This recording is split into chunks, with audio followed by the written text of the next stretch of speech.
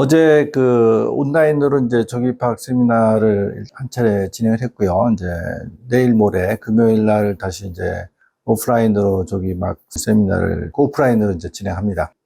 그래서 어제 이제 진행하면서 느낀 것이 이제는 어느 정도 정착이 되어서 17년생 부모들 중에서 조기 파악을 시키신 그 어머니 한 3분 정도가 참여하셨어요. 그러니까 원래 온라인에 이제 18년생 어머니들께 조기 파악을 해야 되는가, 혹은 뭐, 하려고 하는데 그래도 걱정이 되는 분들, 뭐 이런 분들이 한 14분 정도 참여하셨고, 17년생에서 이제 조기 파악을 시키신 어머니 3분이 이제 오셔가지고 도움말을 해 주셨는데, 제가 느낀 게 뭐냐면, 제가 이제 이거 진행 안 해도 되겠다. 이게 선배 엄마들이 생생한 얘기들을 해주니까, 훨씬 내용도 이제 충실하고 실질적이고 그리고 이제 부모님들한테도 확신을 줄 수 있는 내용으로 잘 구성이 되는구나. 그래서 이것이 하나의 이제 우리 이든 커뮤니티의 전통이 되어가지고 그야말로 이제 잘 진행이 됐으면 좋겠어요. 근데 사실 좀 아쉬워요. 말하자면 이제 17년생, 1학년생 어머니들 뿐만 아니라 이제 16년생, 그래서 이제 조기 파악해서 2학년생 어머니, 혹은 조금 뭐 한 5학년, 6학년, 혹은 중학생 어머니 이렇게 고루고루 들어오셔가지고 얘기를 해주셨으면 훨씬 좋았을 텐데, 그렇게는 이제 어떻게 자원봉사 구성이 잘 안 됐습니다. 그래서 모임도 좀, 잘 구성이 되어가지고, 하나의 전통이 되어가지고, 어머니들끼리 이런 세미나를 진행해도 좋지 않을까. 그렇게 되면 훨씬 이제 많은 분들이 망설이지 않고, 물론 이제 좀 지수가 높은 아이들의 경우입니다. 사실 그냥 지수 한 120까지의 애들은 자기 나이에 입학을 해서, 말하자면 이제 선두권에 이제 자리를 잡음으로 해서 이제 학교 생활을 자신있게 시작하는데 아무런 문제가 없습니다. 하지만 이제 125 정도가 넘어가면 좀 어려움이 있어요. 어려움이 있습니다. 그거는 이제 또 학년이 올라가면서 점점 아이들이 이제 학교에서 두각을 나타내기 시작하면서 여러 가지 긍정적인 효과가 나타나기 때문에 125가 딱 넘으면 무조건 조기 파악을 추진하는 게 맞고요. 120이 안 되는 경우에는 무리하게 그렇게 할 필요는 없다. 해도 뭐 나중에는 괜찮지 않나 하는 뭐 생각이 들 수도 있는데, 그게 이제 어린 나이에는 사실 1년 차이가 좀 크기 때문에 그렇게 할 필요는 없다. 그럼 그 사이 애들은 어떡하나요? 그 지능지수가 그렇게 엄밀하게 1% 1% 크게 뭐, 의미가 있나요? 뭐, 그렇게 얘기하실 맞습니다. 이거 좀 애매한 부분이 있어요. 그런 경우에는 좀, 생월을 한번 좀 기준으로 생각해 보시는 게 좋을 것 같다.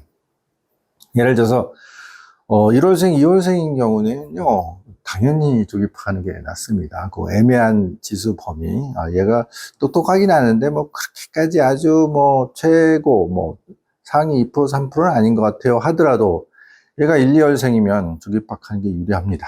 반대로, 그렇게 애매한 지수를 보이면서, 뭐, 11월, 12월, 뭐, 10월, 뭐, 이렇게 조금 어린 편이다. 그러면 무리하게 조기 입학을 추진할 이유가 없다. 근데 사실은 해도 돼요. 해도 사실은 애들이 한 3학년, 4학년 되면 그 1년의 차이가 별로 의미가 없을 정도로 금방 적응하는 부분이 있고, 사실은 아이가 이제 학교에서 수업을 받는 과정에서 얻게 되는 컨텐츠가 조금은 이제 밀도가 높아지는 효과가 있기 때문에 저는 그래도 사실은 아이한테 크게 손해보지는 않는다. 그렇게 생각합니다. 그럼에도 불구하고 그런 정도를 이제 기준으로 해서 결정을 하시면 크게 이제 어려움은 없다. 하지만 아이가 비록 11월, 12월생이라 하더라도 지수가 125, 127, 뭐 이런 정도 넘어가면요, 하시는 게 맞습니다.